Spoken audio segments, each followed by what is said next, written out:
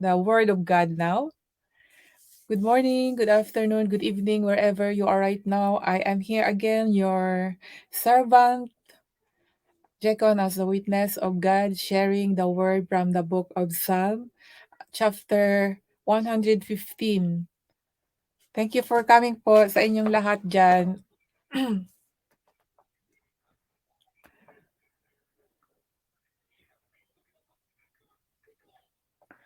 We go shout out chapter 15 hanggang verse 1 to 18 po tayo, no?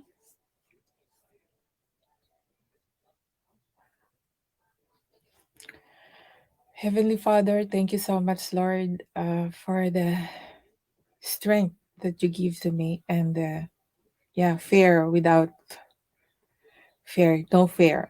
Yes, Lord. Thank you so much, Lord. I praise you, Lord. All powers belong to you, Lord. Without you, Lord, I am nothing. We are nothing. So thank you so much, Lord, for everything, Lord, that you provide us. You bless us. Still asking your blessings, Lord. And yes, Lord, I lift up to you those people who are in needs financially and spiritually, and those people also that are not willing yet to listen to you, Lord. So touch their heart and open their eyes and ears, Lord, so that they will see your presence always. I thankful, Lord.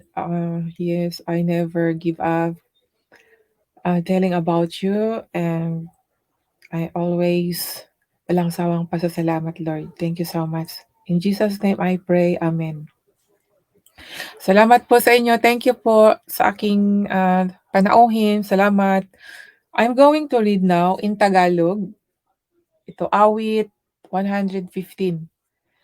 Okay, sabi po dito sa unang versikulo, huwag sa amin, O Panginoon, huwag sa amin, kundi sa iyong pangalan ay magbigay kang karangalan dahil sa iyong kagandahang loob at dahil sa iyong katotohanan.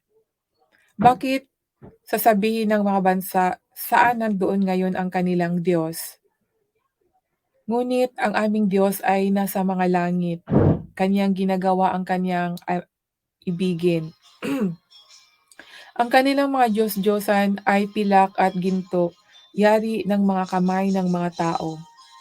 Sila'y may mga bibig, ngunit sila'y hindi nangagsasala. May mata, mayroon sila, ngunit hindi sila nangakakita. Sila ay may mga tainga, ngunit hindi sila nangakakarinig. Mga ilong ay mayroon sila, ngunit hindi sila nangakakaamoy. Mayroon silang mga kamay, ngunit hindi sila nangakatatangan. Mga paa ay mayroon sila, ngunit hindi sila nangakalalakad, ni nangakasasalita man sila sa kanilang ngala-ngala. Ang nagsisigawa sa kanila ay magiging gaya nila. Oo, bawat tumitiwala sa kanila. O Israel, tumiwala ka sa Panginoon. Siya'y kanilang saklolo at kanilang kalasag.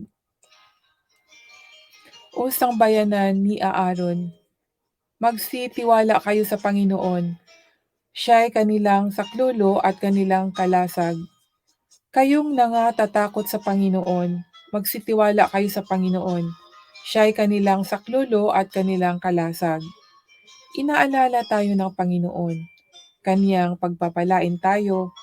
Kaniyang pagpapalain ang sangbahayan ni Israel. Kaniyang pagpalain ang sangbayanan ni Aaron. Kaniyang pagpalain ang nangatatakot sa Panginoon, ang mababa at gayon ang mataas. Palalaguin kayo ng Panginoon ng higit at higit kayo ay ang inyong mga anak. At higit kayo at ang inyong mga anak. Pinagpala kayo ng Panginoon na gumawa ng langit at lupa. Ang mga langit ay mga langit ng Panginoon, ngunit ang lupa ay kanyang ibinigay sa mga anak ng mga tao. Ang patay ay hindi pumupuri sa Panginoon, ni sinumang nabababa sa katahimikan. Ngunit aming pupurihin ang Panginoon mula sa panahong ito hanggang sa walang hanggan. Purihin ninyo ang Panginoon. Amen. Ito po ang talata mula po sa awit na aking nababasa ngayon. At sabi nga po, purihin natin ang Panginoon. Hallelujah. Lagi po nating purihin ang Panginoon. Yan po ang gusto ng Panginoon kung kaya niya inalis ang mga Israelites sa Egypto dahil gusto po niya na may magpupuri po sa kanya. Kung atin mong basahin mula po sa Genesis, Exodus, Leviticus, nandun talaga yung talata na gustong inaahon ni Lord ang Israel para lang may magpuri sa kanya. Imagine. So, ganon din po sa atin sa ngayon mga kaibigan. Hindi po yan nawawala. Ngayon, ang talata dito po ay klaro po, mababasa po natin. Ito po ay tungkol po sa graven images po. Dahil nakasulat po dito na yun nga, may kamay, itong Diyosa na pilak at ginto na yari ng mga kamay ng tao, mga kaibigan. Itong Diyos-Diyosan ay hindi yari sa Panginoon kundi sa tao po. Ang tao po ang gumawa ng mga Diyos-Diyosan, kanilang gini-grave kamay ng tao. So, ibig sabihin hindi siya Diyos. At sinabi dito na inaanyuhan, mayroong bibig ngunit hindi nakapagsasalita. Ang mata, may mata ngunit hindi nakakita. At merong tainga ngunit hindi nakakarinig. Merong ilong ngunit hindi nakakahinga, no? So, hindi nakakaamoy. So, may paa, hindi nakakalakad. Klaro mga kaibigan, no? Kung mayroon tayong, kung saan tayo ngayon, halimbawa, kasi mayroon talagang mga ibang relihiyon na nagtuturo na respetuhin ang mga ribolto. Sabi respetuhin, ngunit yung iba ay sobrang sa respeto po dahil niluluhuran po nila yan, hinahawakan pa nila at nag-uusal-usal ng dasal, humihingi sila ng tulong. At ang pangalan ay hindi pangalan ng Diyos, kundi pangalan po ng tao. So yan po ay karumal-dumal po yan sa mata ng Diyos, mga kaibigan. Kaya mag-ingat po tayo sa mga pagtawag ng mga pangalan na hindi pangalan ng Diyos. At klaro po dito sa talata ng binabasa ko ngayon, ito po ay graven images, hindi po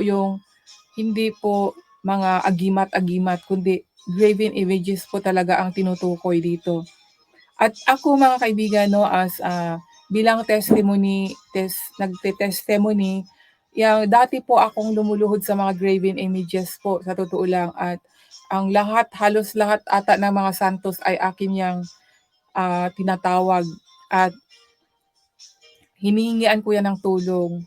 So, ngayon, dahil nababasa ko at akin na namang uulitin na bilang nagpapatotoo, mula nung inalis ko na yan sa buhay ko ay medyo gumaan po ng konti-konti yung naramdaman ko nung una. Pero ngayon talagang dahil hindi na po ako naniniwala at ang Diyos ko ay hindi ko man siya nakikita kung ano yung mukha niya, ngunit nararamdaman ko ang presensya niya sa iba-ibang bagay, no? God is really answering our prayer. Kahit pa nga hindi pa natin pinag-pray ay nandoon na minsan yung una-una na yung mga gusto natin, iniisip pa lang natin ay nandyan na nakikita. Yan po yung mga naranasan ko. At sana maranasan din po ninyo. Hi, Anita Munares. Anita Munares, big love shout out. Long time no see. Thank you for coming, Anita. Salamat. So, mga kaibigan, hindi po ako